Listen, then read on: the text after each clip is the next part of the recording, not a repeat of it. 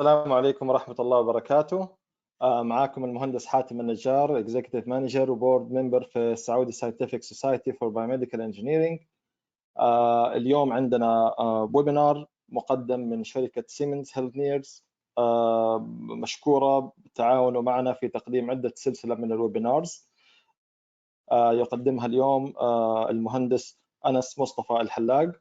المهندس أنس الحلاق هو CT Business Line Manager لسيمنز هيلثنيرز في السعودية.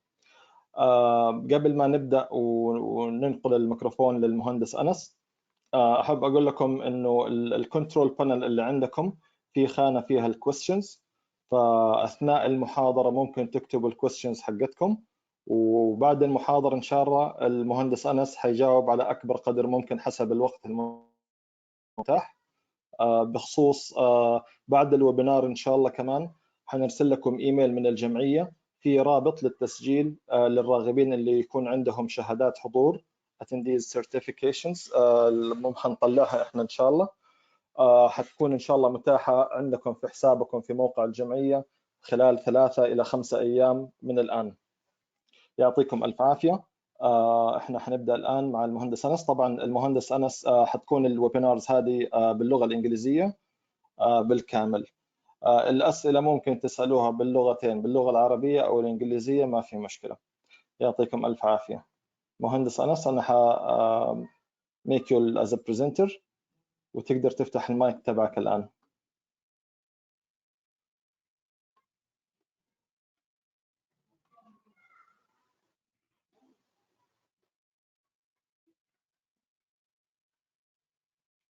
الشاشة ظهرت عندنا بس الصوت ما احنا سامعينه.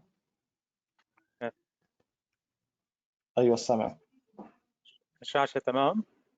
أيوة بس الشاشة دبل سكرين، شايفين نفس الشاشة حقتك.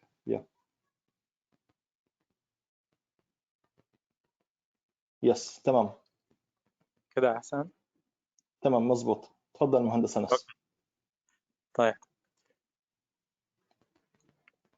السلام عليكم ورحمة الله. Ramadan Kareem for everybody, and thank you very much for this great opportunity. I want to thank Engineer Hatem for this for the beautiful webinar initiatives that the Saudi Scientific Society of Biomedical Engineering is doing. I personally attended actually one of the webinars previously for one of the peers that did about ventilators, and it was really fantastic. I hope my presentation can be as useful. And I want to thank also everybody attending today. So thank you very much for your time. I hope I can add something to your knowledge. For those of you who don't know me, my name is Anas Halla. As Engineer Hatem said, I'm currently the CT Business Manager in Siemens Healthineers, Saudi Arabia. Most of my experience since graduation was actually in radiology and specifically in CT. By profession, I'm also a biomedical engineer. So like a lot of the attendants, I believe today, and I'm a proud participant in the Scientific Society of Biomedical Engineers in Saudi Arabia. The aim of the talk today is for me to briefly introduce to you CT from a technical aspect, so a CT technical overview, and how these technologies or that technical overview is contributing to the to support the COVID-19 fight. So the title of the presentation is CT Technical Overview and COVID-19 Solutions.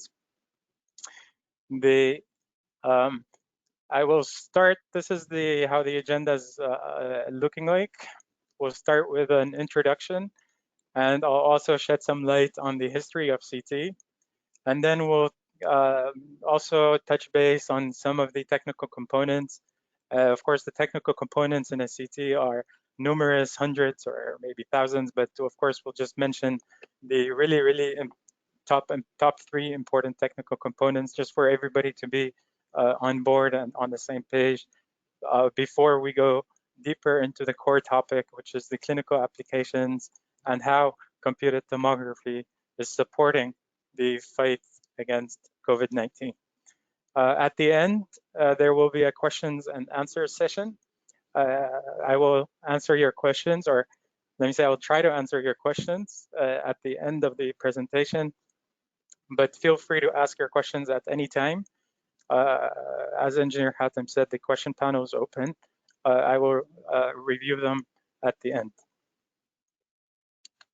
So first of all, let's start with what is CT. Of course, it's really important that before we go into our core topic, is that everybody understands what CT. I know most of you already do, so I will not take a lot of time in this, but CT is basically, it stands for computed tomography, first of all. So CT means computed tomography. It's sometimes referred to as CAT scan, or sometimes CT scan.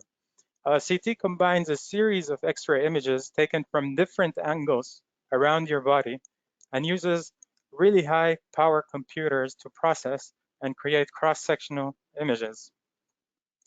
In the CT industry, we call these slices.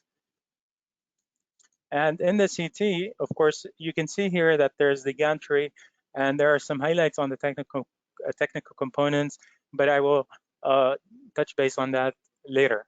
But what I want you here to focus on is that CT is actually a series of X-ray images. So X-ray is the principle of computed tomography. And to know the history of CT, we actually have to look at the history of X-ray. And as you know, in the late 19th century, X-ray was found or invented in by Röntgen in Germany. And this was one of the first photos that were actually taken, or let's say first images that were actually taken with X-ray. Röntgen here, when he discovered the X-ray, this was a photo of his wife's arm. He asked his wife to put her arm near the detector, and you can see that her arm is now very famous hand. A lot of people know this picture.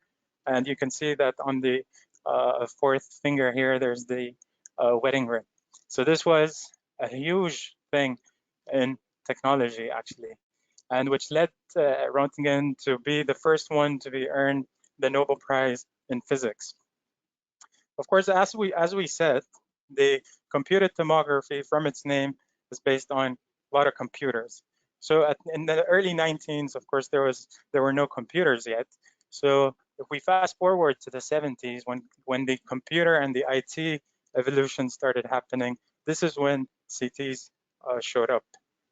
In the slide, you can see on the right side is one of the first CT scanners called EMI back then, which was a brain scanner. And on the left, you can see some of the very early prototypes of computed tomography. These were really head scans or head scanners, and it was really interesting. Now you might be asking, how did CT images look like? Well, that's a good question, actually, because this is how they looked like in the 70s. Now I don't know how our friends, the radiologists, I don't know what they can see in this picture, to be honest, but this is how it looked like. And it took around 6 minutes of exposure to get or to produce such an image. And it took very lengthy hours and sometimes over a day to reconstruct this image. So for the users to actually see the final result on the monitor, it took them a pretty long while.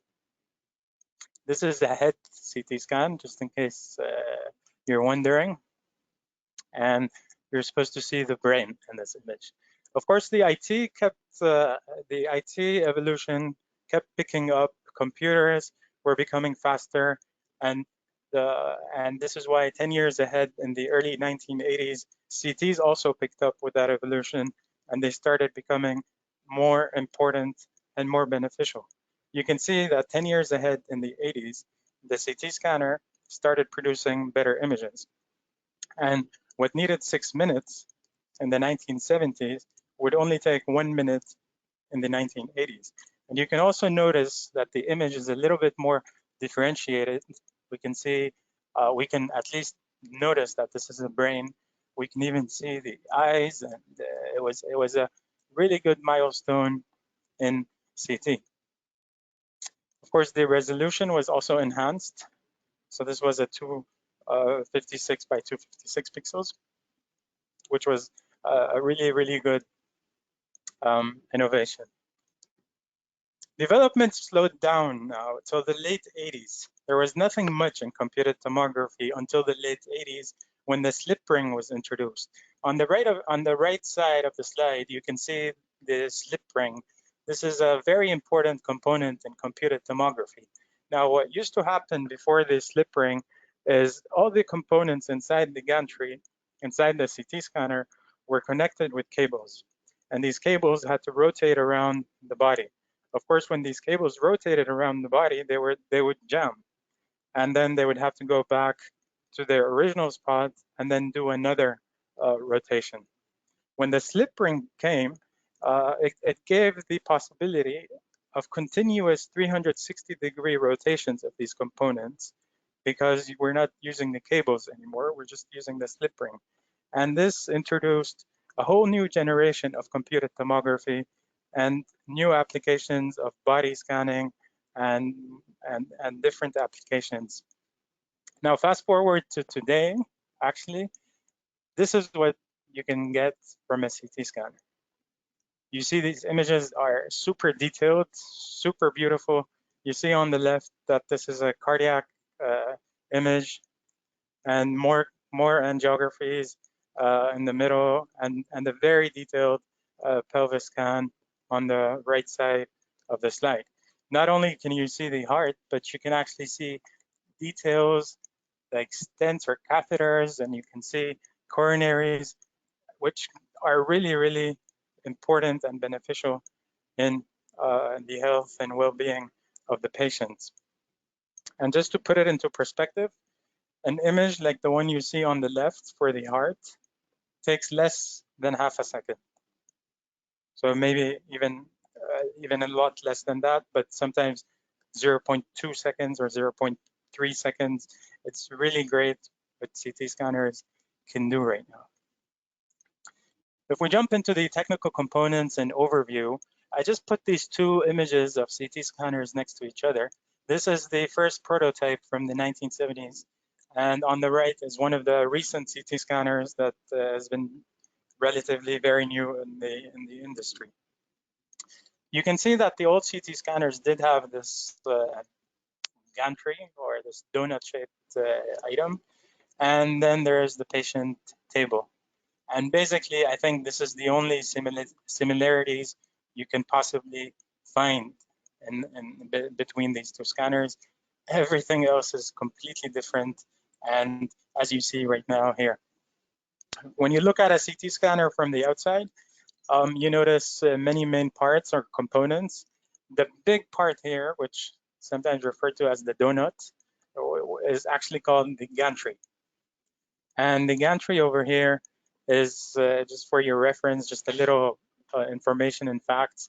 It weighs around 2,000 kilograms, and the height and width and dimensions of this gantry are really important because when a hospital buys a CT scanner, they need to make sure they have room for it. And every CT scanner in the industry has different dimensions or minimum requirements that are needed.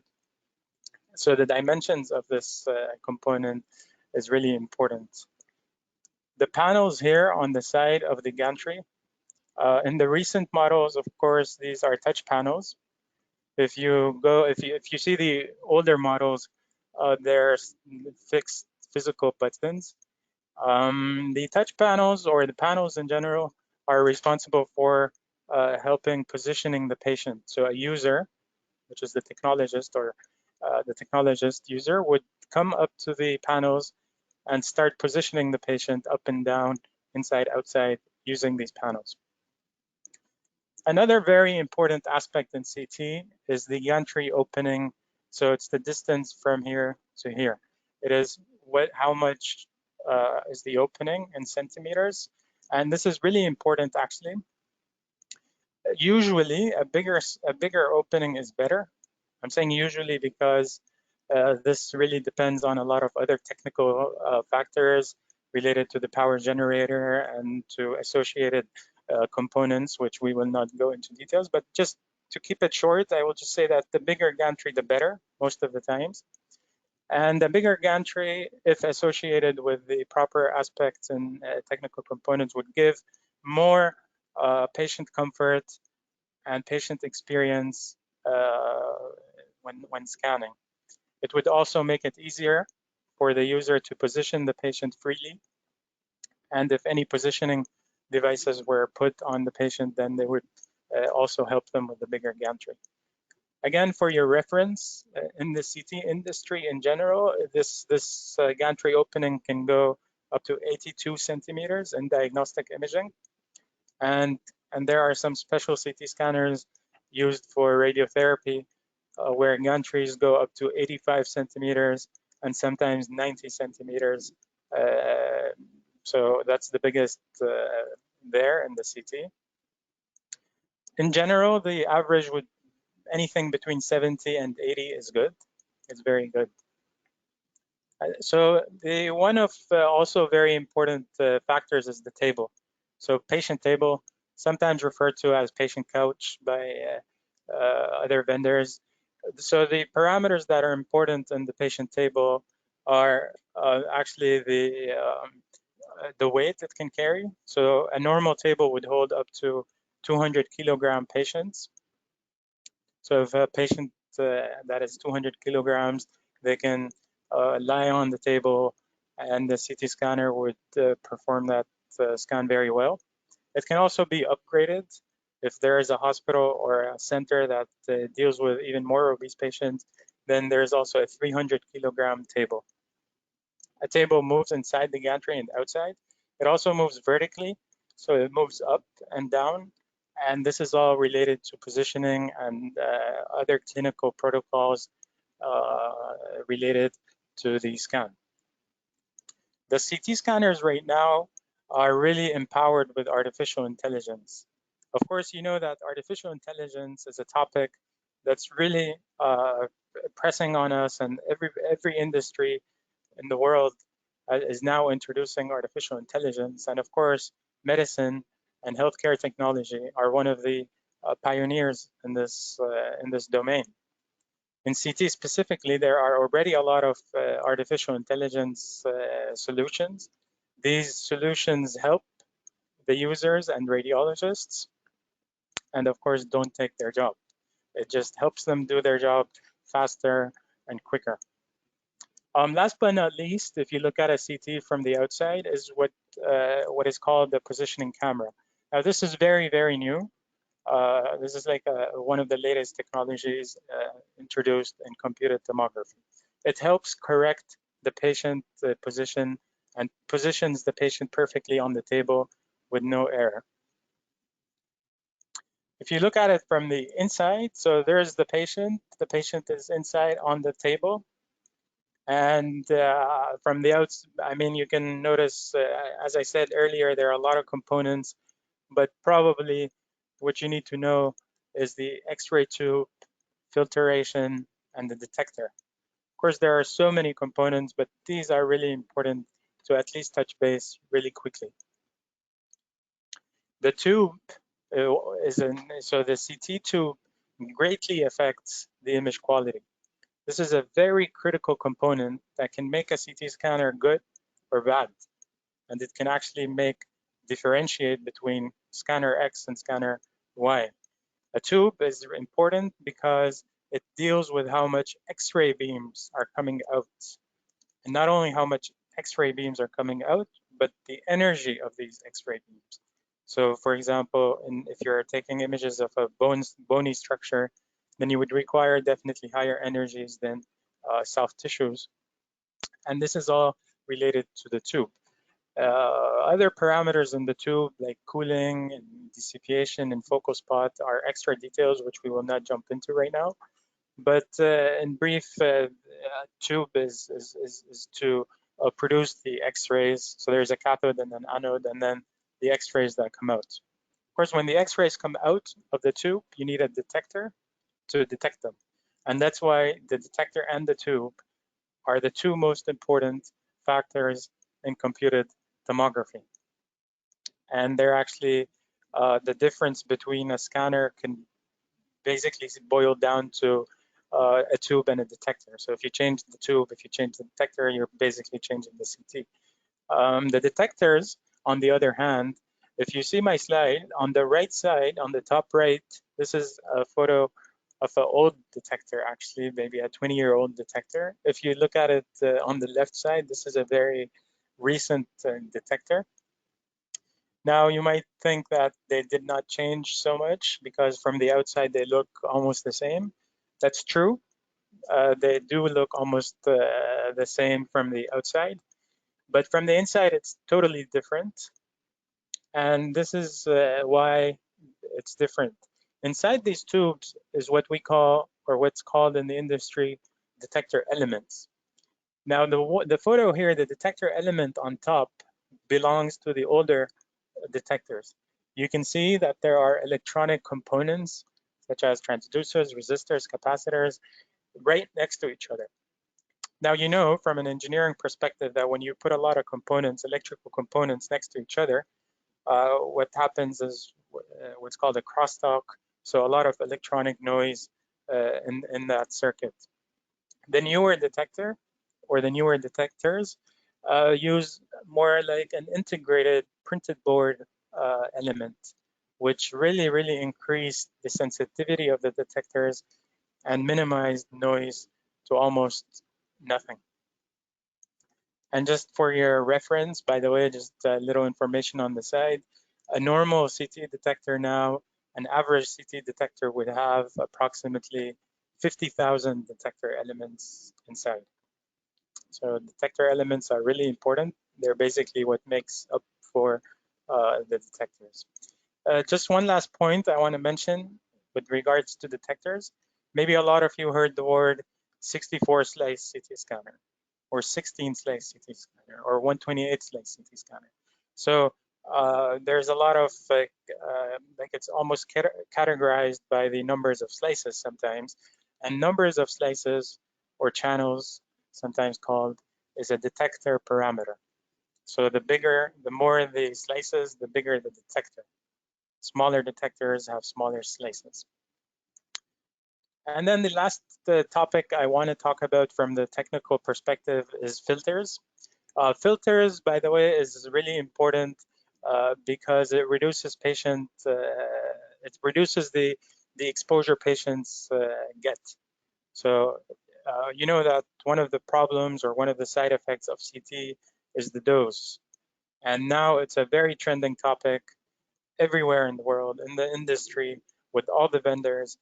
And that's also something implemented in a lot of countries. In Saudi Arabia now, there's a lot of guidelines on dose and dose averages. So dose is a really important topic in CT. What a filter does is it reduces these amounts of radiation that the patient receives significantly. Now, all the CT scanners in the industry have some sort of filtration. So such as what you can see here in the slide is an aluminum filter, or sometimes a copper made filter. So it's a physical hardware that affects the fan beam and the let's just call it the radiation. What we, for example, have in our new CT scanners is we introduced a technology called tin filter, and tin filter reduces the amount of radiation to make it comparable to X-ray dose levels. And this is really interesting because CTs in general are always known for their great image quality, but for a little bit side effect on the dose, and vice versa on X-ray. It's really good in terms of dose, but the image quality can be a little better. So with tin filter, you kind of actually combine both, a really good CT image with the really good amount of dose. And this is life-changing for a lot of patients who do CT scans. I will come about this topic when we talk about the COVID-19 because it is one of the topics actually associated with the COVID-19 scans. And to give you a better understanding, this is what you see in the middle is a CT image. And this is what I mean by more details from CT. On the left here is a normal X-ray, plain X-ray image. On the right, the one in the middle is a CT, so you can see a lot of more details in the CT image. And what's fascinating is that this was done on really, really minimal dose levels. So there is a dose unit we use in radiology, many dose units, but one of them is the milligray, or one of them, or another one is the DLP, so dose length product, or CTDI, dose index. Anyway, this level of dose is really low, and I'm pretty sure the technologists and users, and hopefully if there are radiologists or any engineers that are aware of this topic, they would agree with me on how low the dose is. This is another example. This is an X-ray image on the left. Image quality is good. So the X-ray colleagues and friends don't get upset. I'm not saying X-ray is bad, it's good, but it can be better. So this is what the CT can do with the same amount of dose. So that's actually super amazing. To jump on the clinical applications, the clinical applications in CT are so many. You can almost do almost everything with a CT scanner. Some of the really important applications are the ones mentioned in the slide. So cardiac is a very, very important topic in CT, and vascular analysis or vascular in general, neuro applications to study the perfusions in the lung or in the brain. This is also something that the CT can perform very, very well now. Other types of analysis like liver analysis, dual energy. Now, dual energy, by the way, just for your reference, is one of the really, really important technologies moving forward in the future of computed tomography. Dual energy, sometimes called spectral imaging, is the future. It has a lot of potential in future in CT. It's already there. There are a lot of technologies in the dual energy. We can make a whole webinar about dual energy if we talk about it in length. But yeah, so this is one of the very important applications in CT. Other more just routine scanning or just basic applications such as dental, for example. Trauma, of course, is something very important with computed tomography, and oncology applications are other examples. These are kind of what you can do with a diagnostic imaging CT scanner, but there are some other special CT scanners. So CT scanners that are made for a special purpose, not like the CT scanners you know in general. Some of it is, this is an example. This is a mobile head CT scanner. So as you can see, it's mobile, so you can actually move it around. And in the picture, by the way, maybe this to put the face on the voice, this is me pushing around one of the CT scanners in one of the events in Chicago in the United States. This is a CT scanner which is used for stroke imaging. And for example, what happens here is that a patient with stroke is probably in the ICU with a lot of medical equipment connected to him or her. And it's very difficult and requires a lot of hustle and a lot of staff to move that patient all the way to the radiology department. But on the other hand, what this technology means is we will not move the patient to the radiology. We will bring the CT scanner to the patient. So this is why a mobile head CT scanner is a really, really important topic, especially in the stroke imaging. Another very special, unusual CT scanner is a CT that is used for radiotherapy simulation. Now, you know that some patients, some cancer patients have to go through some radiotherapy treatment plan or treatment. And they use a lot of different systems there called linear accelerators. But before the physicians or before the hospital performs that treatment plan, they need to simulate it. And to simulate it, they use a CT that is used specifically for that type of simulation. So it has different specifications. It looks like a CT. It is a CT actually, but it has a lot of different applications. And this is a whole field. CT for radiotherapy simulation is a whole field that also we can talk about in length. So what a CT can do right now is pretty much, as I said, everything. I'm just gonna give you some really quick images just for your reference. This is like a coronary CTA where you can see the coronaries. This is another dual energy application. Some of the very basic dual energy applications is bone removal. So you can see the photo on the left with all the bony structures, and on the right, you can just really just remove them and look at what you want to look at in this angiography. This is another example where you can use CT. This is to assess jaw fracture. And you can see the level of details in these CT images. Of course, I just want to point out that this is what we call cinematic rendering. It looks beautiful. It is beautiful. But this is not used for diagnosis. This is used mainly for educational purposes or in publications. It is sometimes used to actually give more transparency to the patient if they needed more information. Then it's easier to explain on a cinematic rendered image rather than the CT images. Lung imaging, which we will talk about in the COVID-19 topic. These are more images from the lung. And I just want to point out something here that you can see this spine backbone image, and you can see the labeling next to it. So T1, T2, all the way downwards. So L1, L2, L3. What's really interesting now is using artificial intelligence. For example, this is one of the technologies that are playing a role. The system will automatically label your images for you. So this is something the user had to really insert text and write T1 and then T2, and it takes the users a lot of time to position all these labeling before sending them to the radiologists. Now the system can do that for you actually. So this is why I have this image, just to mention this idea.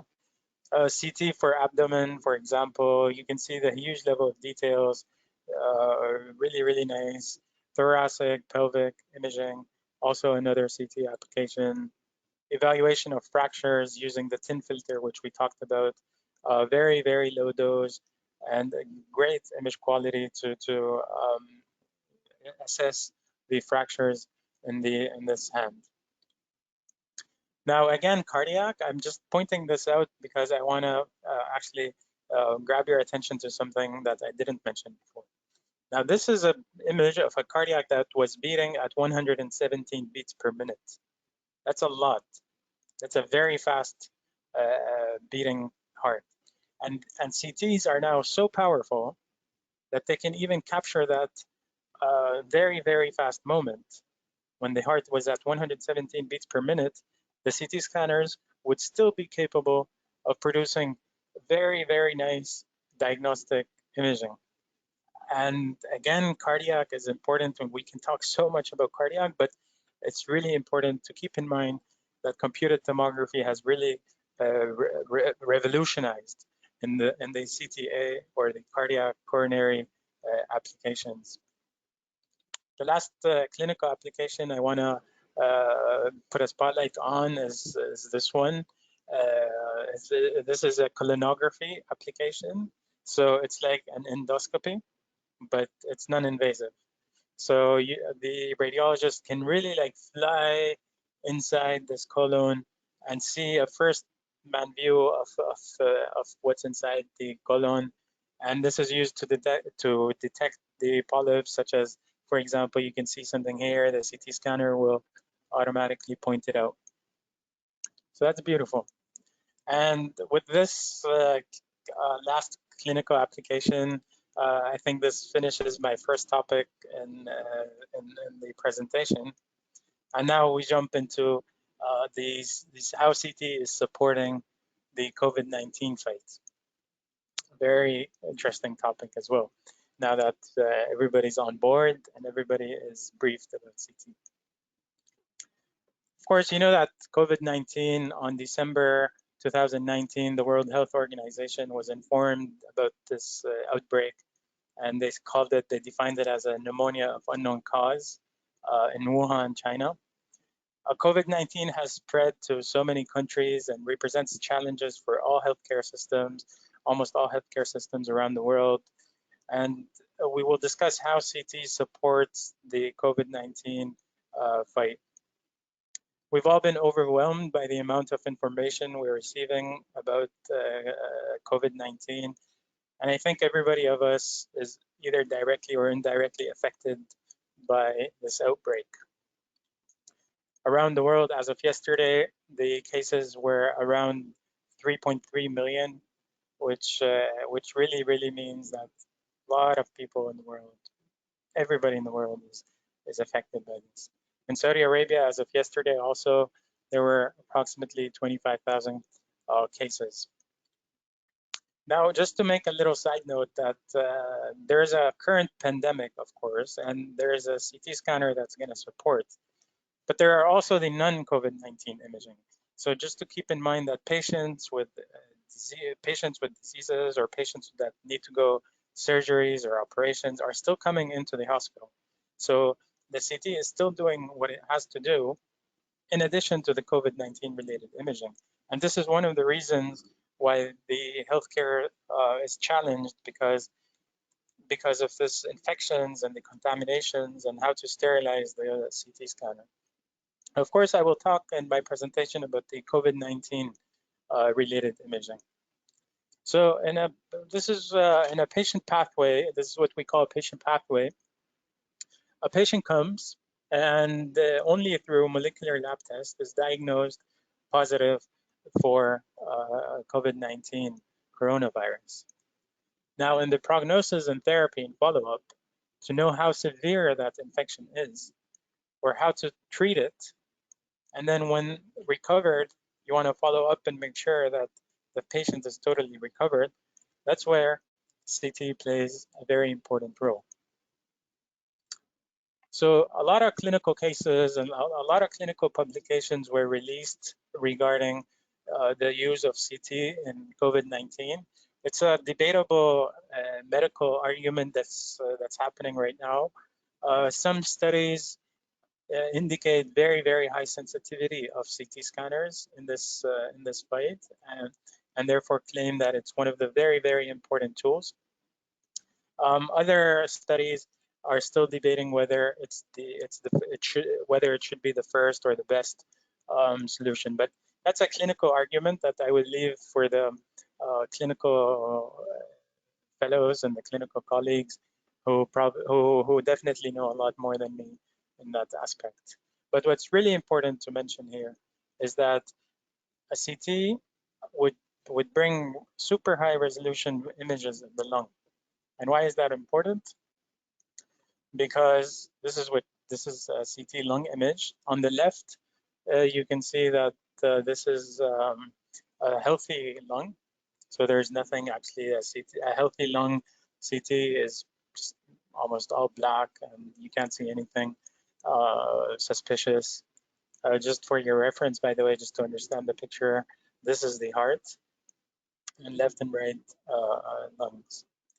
While an infected lung would have kind of like white patches that come out in CT, like the ones you can see on the slide.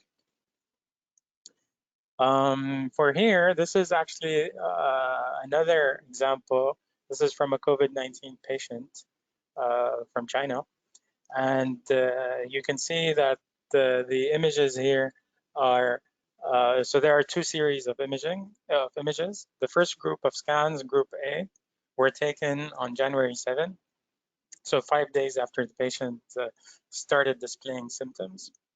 And the photos or the images on series B were taken on the 19th of January, so a little more after approximately a few days after approximately 15 days from the first data sets. And you can see that if you compare this image here, of course the patient was put on life support, and you can see in the final image that that the condition has really improved. So the white patches were either shrinking So as you can see here, or sometimes even disappearing, actually. And this is a very important aspect in CT, is the follow-up also, because we said that how to treat it, how severe is it, and how to follow up on it is a critical role CT can support it. And by the way, I will come back to this in a minute, but you can notice that this patient, and the majority of COVID-19 patients have to undergo a lot of CTs. So just to make sure that the life support is improving their condition, and that kind of imposes some risk on radiation, which I will come to in one of the COVID-19 solutions. So more images here from lung scanning of CT. What I want to point out is the high resolution. So in the CT industry, it's very important that the images taken in the CT lung are very high resolution. There are techniques and technologies that allow that to happen. So these are even more images done on really, really high resolution. Again, as I said, I will leave the clinical part to the experts and explain to you a little bit how, from a technical perspective, how CT is now supporting this fight. So some of the solutions and technologies that play a role in COVID-19 scanning. This is a usual workflow. This is what would happen in a normal everyday life before Corona workflow. The lady with the blue is the technologist, and the gentleman on the couch is the patient. And the technologist would really come close to this patient, because remember the panels that we talked about, that they are for positioning patient, and this is what the technologist would have to use. But now, you know, with all these guidelines on being distant and keeping 1.5 or 2 meters proximity with the potential patient is really important. So what if the user can perform the same exact job, but from distance? Wouldn't that be cool? And that's actually solved. There is actually now, this is a really important topic because workflow is now made mobile. You can see on the left an image of a user, a technologist, which carries a tablet. This tablet is detachable from the gantry. So it's one of the panels that we discussed, if you remember, in the early slides. Some of these panels now in the modern CT scanners are detachable, such as the ones in the image here offered on one of our scanners by Siemens, the Somatome Go Top. And also on the right side, this is an image I personally took, actually. This is me holding the remote control. And a remote control, if you pay attention closer to the remote, you can see that you can move the patient table up and down, inside and outside. And what's really interesting is you can do it, they're connected, they can be wired or wirelessly, and you can keep a 1.5 to 2 meters distance to position the patient. So this is one of the technical aspects that are supporting the COVID-19. This is actually my fellow colleagues in the headquarters in Germany. They're just simulating how to position the patient. There's a whole video that I will share a link for later on of how it happened and how did the remote control support. But the main idea is the 1.5 to 2 meter distance rather than the very close proximity that used to happen in the usual workflow. Another very challenging thing is the staff unavailability. Sometimes the shortages of experts or the physical location of these experts and working shifts. I brought two screenshots here. On the right, so you can see this is from the American Medical Association. They were mentioning workload redistribution and advising physicians who are working at home to use telemedicine technologies. So that would be really fantastic. Another image from the UK on the left is also talking about the staff deficiency. So this is one of the topics that's really right now affecting in the COVID-19. And as I said, the expert being somewhere that cannot travel due to restrictions or due to any other reason is a really important limitation. But again, I'm going to ask the question, what if we can move knowledge, not the staff? So we can move the expert's knowledge, but not the expert, him or herself. And this was already actually implemented and solved because we, in the CT industry in general, so Siemens and some other vendors as well, we can implement softwares for remote scanning assistance. So one experienced technologist or user can collaborate with other scanning workplaces at the same time.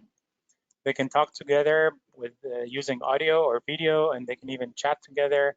Real-time knowledge sharing. This expert can be, let's say, at home or at a central hospital in Riyadh, for example, and the other users are just in other parts of Riyadh or maybe even in other cities. So what happens? This is done through a server.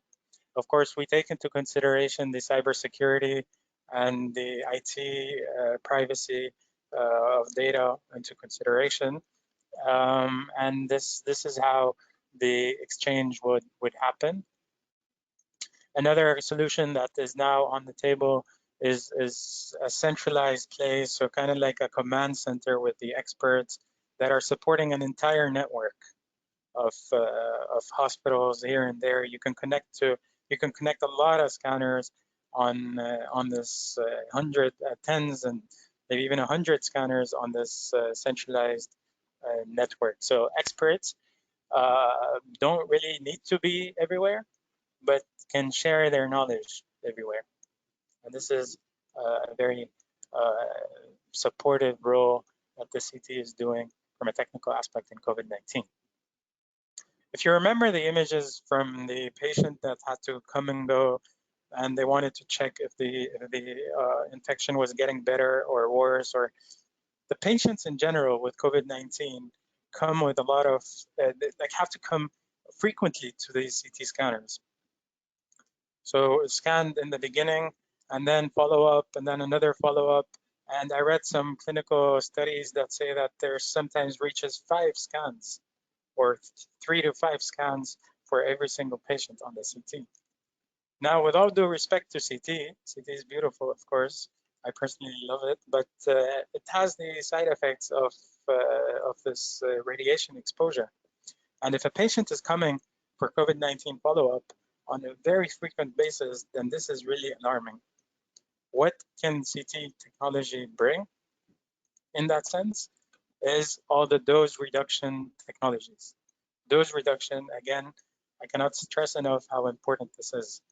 I personally encourage hospitals that whenever there's a plan to purchase a CT scanner, to go for the really recent models, the newer models, because the newer models have better technologies in terms of dose and have a lot more sensitive detectors. And then there's also, of course, the filter technology, which we talked about, the thin filter, which allows scanning at X-ray dose levels. And to put it into perspective, a COVID-19 thorax scan with thin filter would take 0.2 millisievert. This is another dose metric used in radiology. And without the thin filter, the same scan would take 1.8 millisievert.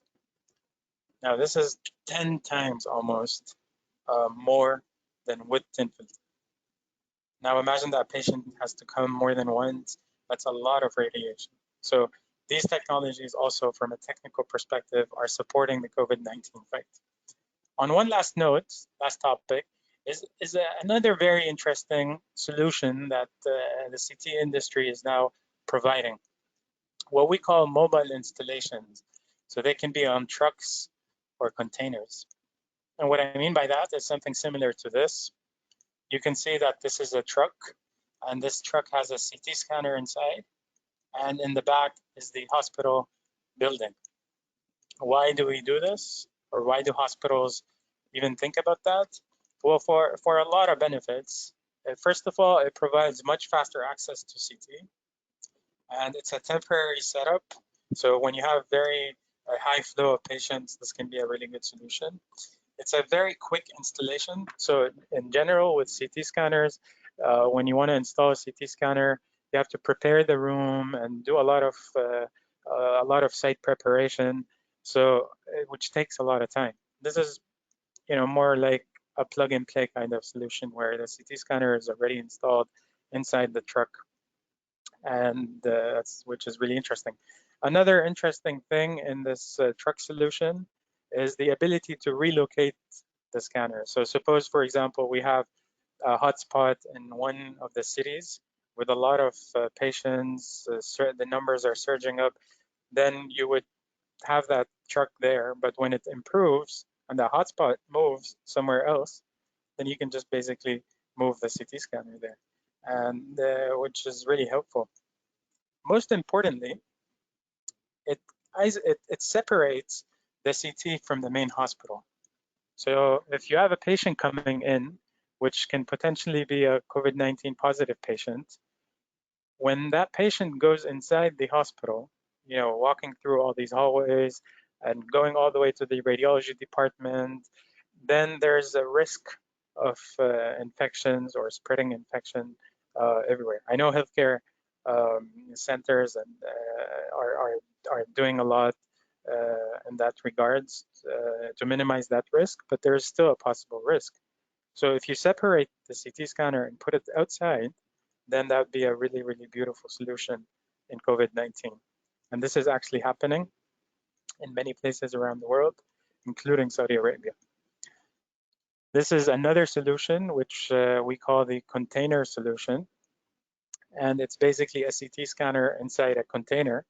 So this is also relocatable. You can move it around, but not as much as you can move around the truck, of course. And this is just so you get a understanding of how it looks from the inside. This is an architecture layout. There's the CT scanner, and there's the control room, and sometimes you need equipment room. So this is all included. If you look at it from a 3D rendering mode, then this is how it would look like. It's good to mention that this container is fully equipped with everything needed, from like electricity, air conditioning, leading, so just so no radiation is leaked outside. This is a full solution ready for scanning in a container. And this is how it looks like in real life, actually. This is one of our CT scanners installed in a container. Yeah, the space might be a little tight, but the benefits are really high. And with this slide, first of all, I want to say, I want to hope that this COVID-19 situation, inshallah, biznillah, goes away very soon, and we go back to our normal lives soon. And before wrapping up, I just want to point out something which is really important. We have a platform called PEP Connect. Now, a PEP Connect is an educational platform for e-learning. It works on any device. There are more than 6,000 trainings in this platform and the learning activities.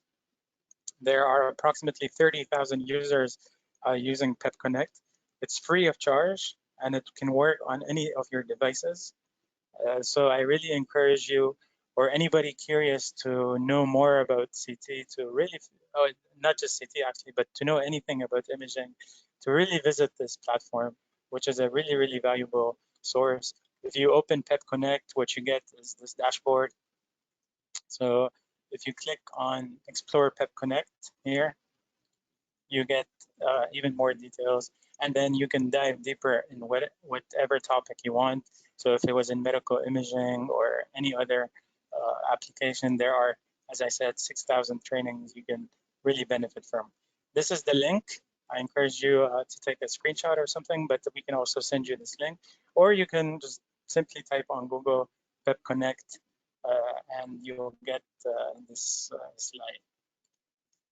That was my final slide. I hope I didn't take so long, and I hope everybody's still focused.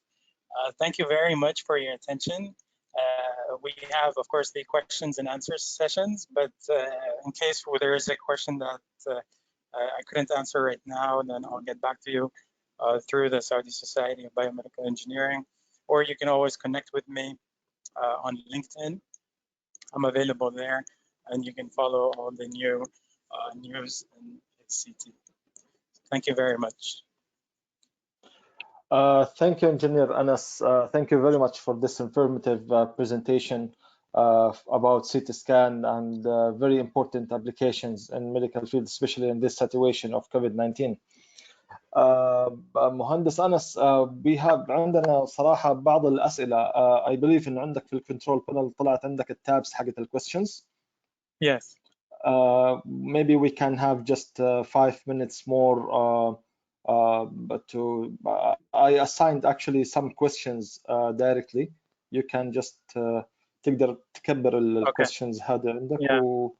Yeah, if you don't mind, so you can read it and answer it. Yes. So one of the questions here says the CT machine is the most dangerous and it produces a lot of radiation, but hospitals use it because it gets a lot of information. Yes, that is correct. As I said, with dose reduction technologies, the harm that we used to know is not so valid anymore. Of course, it is still valid, but I mean, it has really decreased. So it's now you get a better solution than before. Why do we use aluminum filter? So aluminum filters or other filters such as the copper filters or aluminum filters are used mainly to rectify the radiation beam. So we have a lot of x-rays coming out from the tube and we need to kind of, you know, like just collect them and put them in their place. And then this is where the filters that's what the filters are doing. The extra additional filters like tin filter is responsible for those or for minimizing radiation. If you're interested, we can talk about this offline, but there's a lot of information with how this happens. In a nutshell, it removes all the unnecessary low energy photons from the scan. So you don't get the excessive radiation you usually do when you don't have tin filter. I see another beautiful question here. Since the images take a few seconds, why does the patient have to stay for a long time laid inside? That's a very good question, actually. Thank you for all the questions and for this question specifically. The image is really quick, but first of all, the patient has to lay inside for a longer time. Not the whole time there's exposure. So sometimes this exposure, sometimes there's just the preparation or the planning. Sometimes there are usages of contrast media.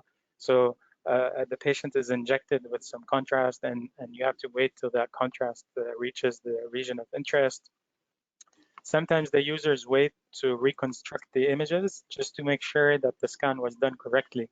Because if the scan was done not correctly, in the sense that the patient moved or the patient was breathing or other factors, then you need to do the scan again.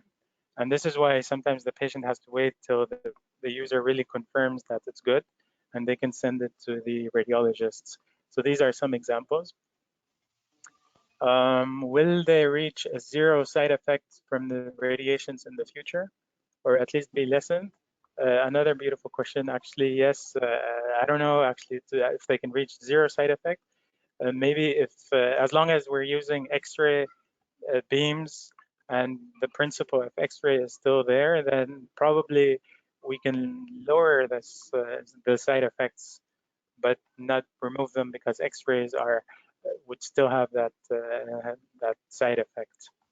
But maybe in the future something else happens and we use a different technique, then yeah, maybe. Okay, what is the ideal heart rate to proceed with CCTA? Question from Mohammed, a very good question. It really depends on the CT scanner. So some CT scanners are a lot faster than other CT scanners. And this is why we have CT segments in the market. So all the imaging vendors have different segmentations of their computed tomography systems. So when you go for the more powerful systems, you get a really higher speed system. And just to give you a little bit sense, that now the high-end CT scanner can rotate a full 360-degree rotation in just 0.25 seconds. So 4 rotations in 1 second. And of course, the heart rate on that scanner would be a lot higher, or we can admit a lot higher patient heartbeat than on the lower end CT scanner, where the rotation takes half a second, for example. There is a lot of factors also from a technical perspective. If you're interested in reading about this, then I encourage you to search for the term temporal resolution. Temporal resolution is a really important parameter in terms of heartbeat. That was the long answer. The short answer, let's say 70 or 65 for the normal average cardiac CT scanners, and can go up to 100 or even more with the really, really top of the line CT scanners.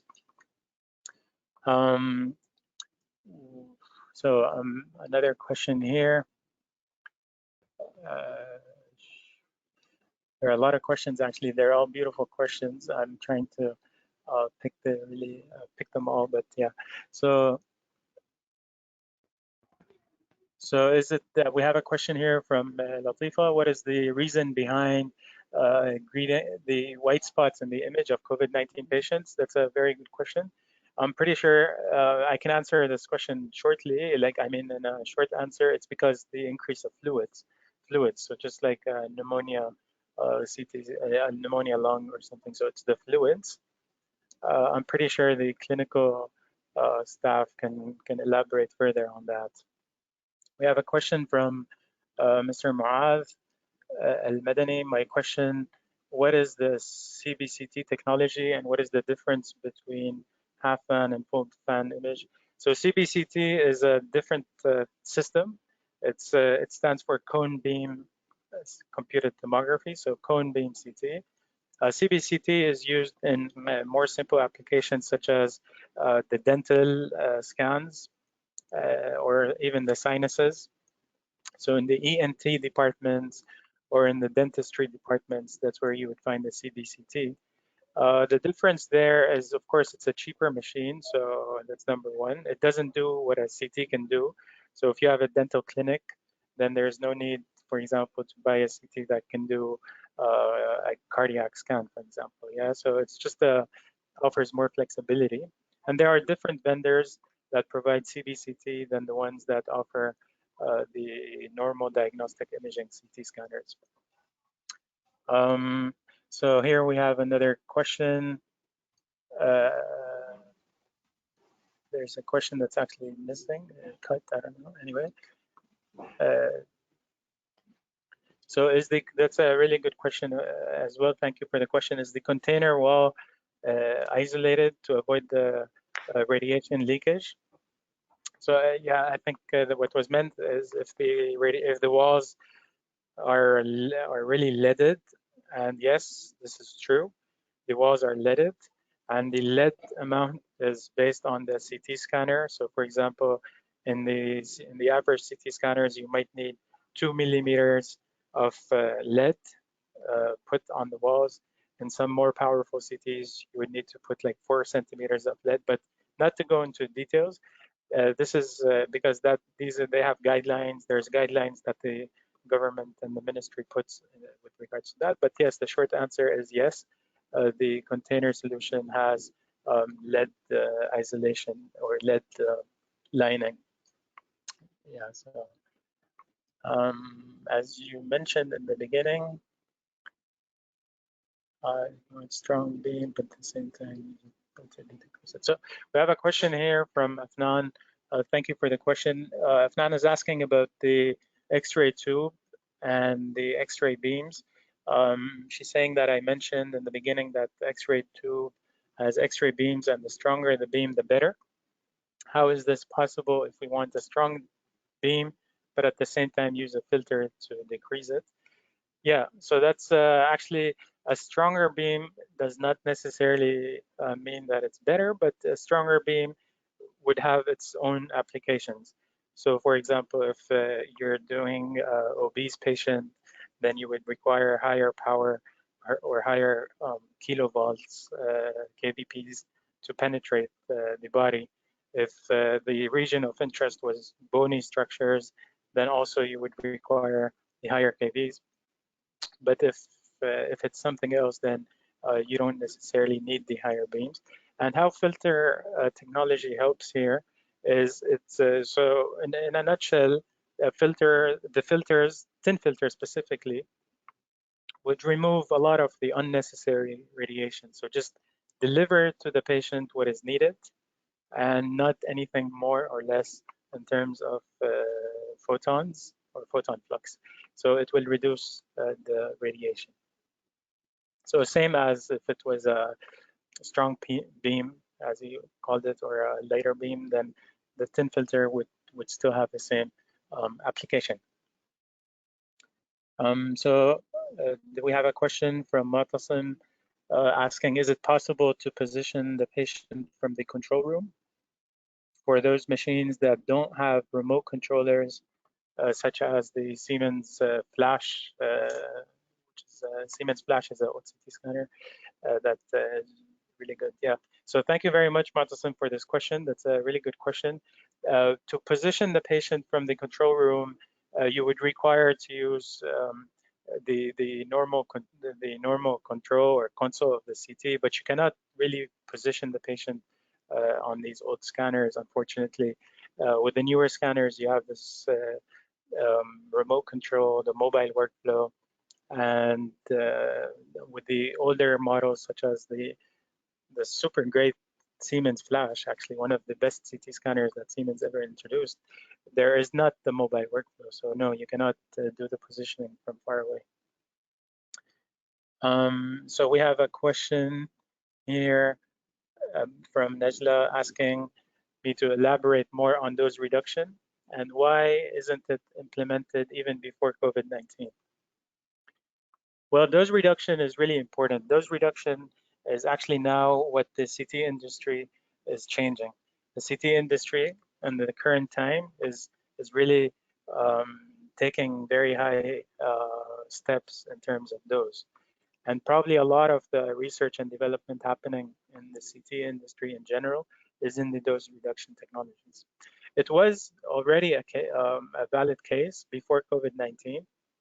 So dose reduction is valid anywhere, everywhere, regardless of the patient, regardless of what type of scan we're doing. With COVID-19, it's more important because that patient would have to come for a CT more than once. Not only in COVID-19, but in a lot of other diseases, you require follow-up cases on these patients. So then the harm is even doubled because not just the harm of the dose, but the harm of repetitive dose. So again and again and again. So that's why it, yeah, I hope I answered your question correctly. We have a lot of material also in terms of dose reduction technologies. And as I said, this is a topic that can literally take a whole webinar. So if you're interested, please connect with me or with Engineer Hatton to get more details. And the same applies for everybody else that requires extra information. And we have, maybe I can pick 2 more questions, not to take so much of your time. So this is a question from Faisal. Can you comment on dual energy in terms of application? That's a super fantastic question, actually, because dual energy right now is really an important topic, as I said. Dual energy at the moment, you can do scans or applications such as gout measurements. For example, if you wanted to detect and measure gout in the foot, that's one of the applications. You can also see kidney stones with dual energy. And these are more or less what we call the basic dual energy applications. Dual energy has expanded more. So you can do perfusions, you can do bone marrow, You can do brain hemorrhage. You can do a lot of stuff with dual energy now.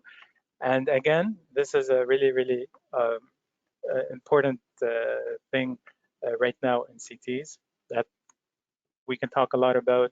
We have some great enthusiasts of dual energy in Saudi Arabia that are utilizing dual energy to the maximum.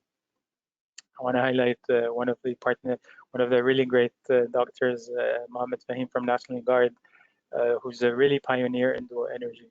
So he also had a talk about dual energy just last week. I can send you the link of that talk. It's a 1 hour talk about dual energy and how National Guard are using it. So if you would like, I'm just picking the last question. Please, last question, Engineer Anas. Yeah. Okay, so for the last question, there are a lot of questions. I'll try to pick a question right now. So for example here, how can we clean CT scanners or sterilize CT scanners? I see already 2 or 3 questions about this. That's an important question as well, especially now with the COVID-19 scanning. If you log into PEP Connect and you go to there's a whole section about COVID-19, the first training that pops up in front of you is how to sterilize a CT in COVID-19. So there are some guidelines, for example, to empty the room, to keep the room with like minimal, like just probably a trash can or something, and how the sterilization happens. I really encourage you to see that very short 3-minute video on PEP Connect. And I encourage everybody to conclude to use such educational platforms. Sorry for the super fantastic questions that I couldn't answer. I'll try to answer them offline. And I just want to say thank you very much again for your attention. And I hope this was a good presentation for you. Thank you. Thank you very much Engineer أنس. شكرا جزيلا، الله يعطيك العافية، وشكرا لتفاعل كل الحضور اللي معنا اليوم. طبعا باسم الجمعية وباسم الحضور احنا نشكر شركة سيمنز هيلثنيرز في السعودية ممثلة بالمهندس أنس مصطفى الحلاق، البزنس لاين مانجر للسيتي سكان في السعودية، وعلى تقديم الويبينارز حقت اليوم. أنا أحب أذكركم بالنسبة للجمعية إنه كل يوم سبت حيكون سبت واثنين وأربعاء حيكون عندنا ويبينارز في نفس الوقت الساعة 10. الويب سايت حقتنا أمامكم واللينكد إن وتويتر أمامكم، بنعلن عنها بشكل قبل المحاضرة بيومين. شكرا جزيلا للجميع، شكرا لإنصاتكم. المحاضرة هذه مسجلة وحترسل لكم إن شاء الله للجميع خلال 24 ساعة إن شاء الله بحول الله. يعطيكم ألف عافية وشكرا جزيلا أخ أنس مرة ثانية. الله يخليك، شكرا، السلام عليكم. شكرا، مع السلامة، في أمان الله الجميع.